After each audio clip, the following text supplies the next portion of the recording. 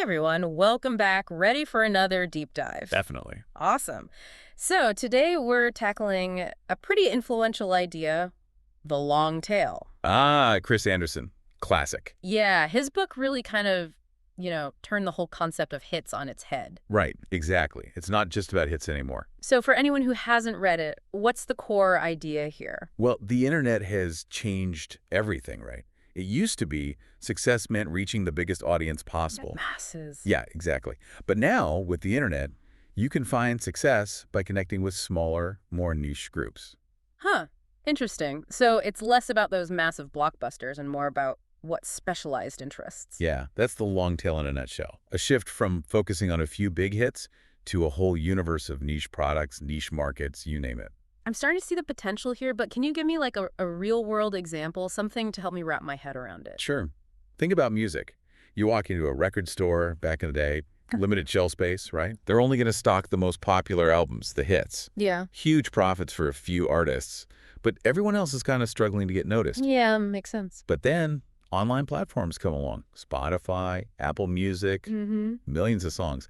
Suddenly those lesser-known artists, the ones with a smaller, dedicated following, they have a chance. Because there's no physical limitation anymore. Exactly. They're not fighting for space on a shelf. So it's like the internet created an endless aisle for everything. Not just music, but like books, movies, I don't know, kitchen gadgets. You got it. Yeah. That's exactly it. And it's not just digital stuff either. Oh, really? Yeah. Anderson talks about KitchenAid, for example.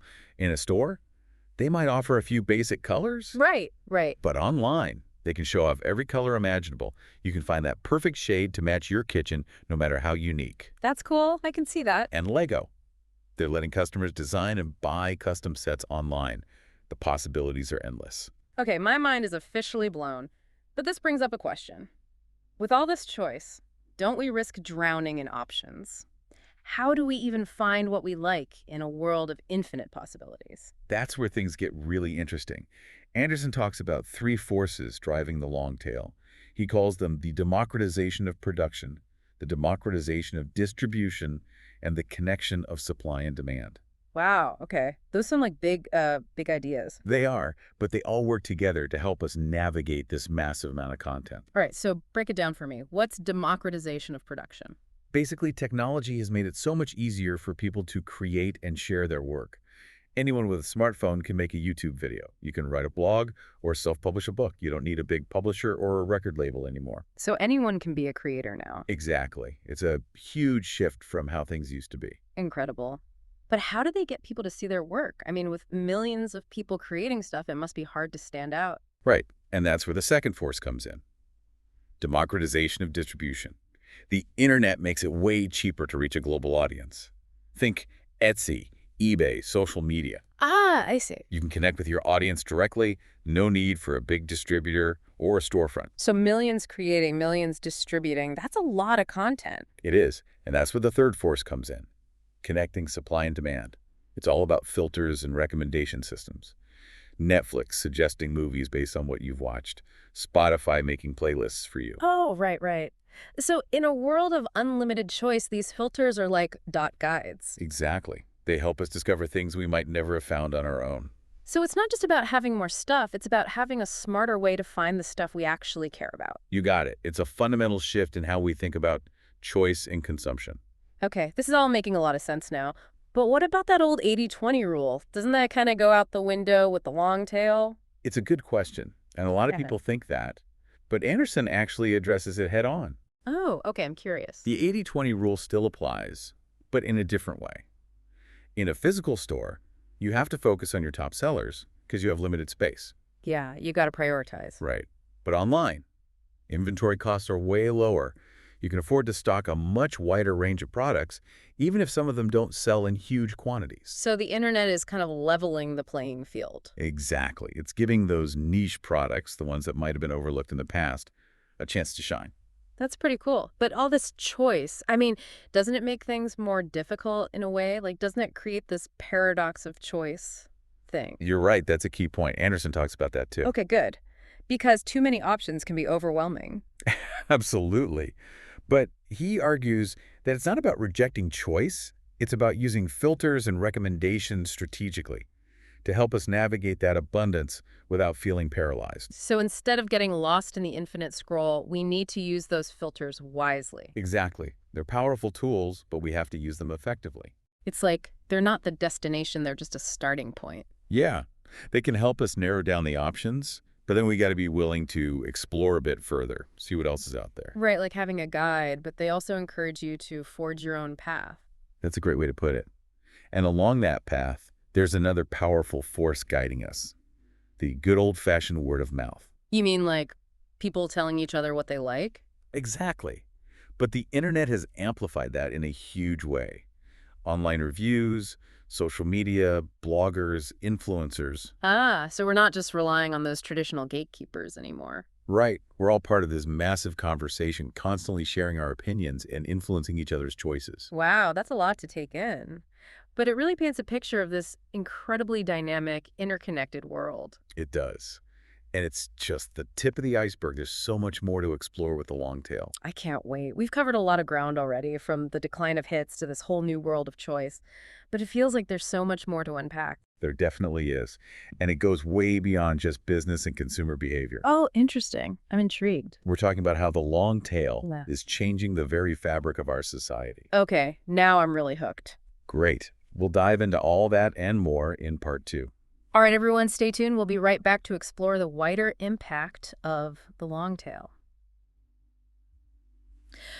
Okay, so we're back and ready to tackle the big question, right? How's this whole long tail thing shaking things up beyond just, what we buy online? It's a huge shift. I mean, Yeah. think about it. Back in the day, limited choices everywhere, right? Mm-hmm. A handful of TV channels, radio playing the same top 40 hits over and over, blockbuster movies dominating everything. It's like to be successful, you had to appeal to everyone, right? Right. The lowest common denominator. Yeah, got to water things down to reach the biggest audience. And that meant what? Less variety, less catering to individual tastes? It's like that old saying, culture is what we all agree to pretend we like. Exactly. Yeah. But the long tail, it challenges that whole idea. Because now there's space for all those niche interests. Right. With all these niche markets and diverse content popping up, we're moving away from that monoculture and towards something way more vibrant, more multifaceted. So instead of everyone watching the same few TV shows, we're seeing all these little micro communities forming around specific interests. Exactly. And that's a good thing. Yeah. It's not about or anymore. It's about and. You can be a Star Wars fan and a Trekkie and a lover of obscure anime all at the same time. So we're not forced to fit into these neat little boxes anymore. Exactly. The internet has given us permission to embrace, the full spectrum of our interests. And that has implications for, like, how we see ourselves, right? Our identity. Absolutely. It's like we're all becoming more multidimensional. Our online profiles, our social media feeds, even our shopping habits, they all contribute to this complex picture of who we are. And this must be especially important for people who felt, excluded by mainstream culture in the past. Absolutely. The long tail gives them a platform to connect with others who share their interests, to create content that reflects their unique experiences. It's about finding your tribe, no matter who you are or what you're passionate about. But isn't there a risk that all this, fragmentation of culture leads to greater social isolation? It's a valid concern, but Anderson argues that it's not about isolation. It's about different types of connections. Different how? Instead of gathering around the water cooler to talk about the one-hit show everyone watched, we're connecting online in smaller groups based on specific shared passions. So maybe even deeper connections because they're based on real shared interests. Exactly. And these online communities, they can be incredibly vibrant and meaningful, connecting with people from all over the world who get you. Yeah, I can definitely relate to that. Some of my closest friends, I've met them online through shared hobbies and interests. There you go. It's a different way of connecting, but it's real. This makes me think about, news and politics, too. We used to rely on a few major news outlets to shape our understanding of the world. But now, with the internet, we have access to so many different sources of information. And it's filtered through our own personal networks and algorithms, right? Exactly. So it's like a double-edged sword. It is. Yeah. On one hand, you have this incredible diversity of viewpoints. We're not just stuck with what the mainstream media tells us anymore. We can challenge the status quo, seek out alternative perspectives. Exactly. But the downside is, it's easier than ever to get trapped in echo chambers, surrounded only by information that confirms what we already believe. So it's even more important now to be like critical thinkers, to actively seek out diverse viewpoints and challenge our own biases. Couldn't agree more. The long tail gives us more choice, but it also demands more responsibility. To be discerning, to think critically, and to engage in respectful dialogue even when we disagree. This brings up an interesting point, right? How's all this impacting democracy? I mean, in the past, political power was concentrated in the hands of a few, but now, with the internet leveling the playing field, it feels like individuals have more power to influence the political process. Absolutely. The long tail has the potential to democratize politics, to give a voice to those who haven't been heard before. Think about how social media has been used to organize protests, raise awareness, even topple dictators. It's incredible. Yep. But it also makes me wonder if anyone can reach a global audience. Doesn't that also increase the risk of, like, misinformation and manipulation? You're right, it's a real concern. The long tail, like any powerful tool, can be used for good or for bad. It can empower individuals, promote diversity, but it can also be used to spread propaganda and sow division. So ultimately, it comes down to individual choices. I think so. Our choices as consumers, as creators, and as citizens, it's like we're all figuring out how to navigate this new world together. It's a little daunting, but also exciting, right? Definitely exciting. It puts the power in our hands. Well said. Okay, we've covered a lot of ground here, from the impact on culture and identity to the implications for democracy. But before we get too lost in the big picture, how about we bring things back down to earth a bit? That was good. In part 3, we'll explore the more practical side of the long tail, how businesses and individuals can actually thrive in this new world of endless choice.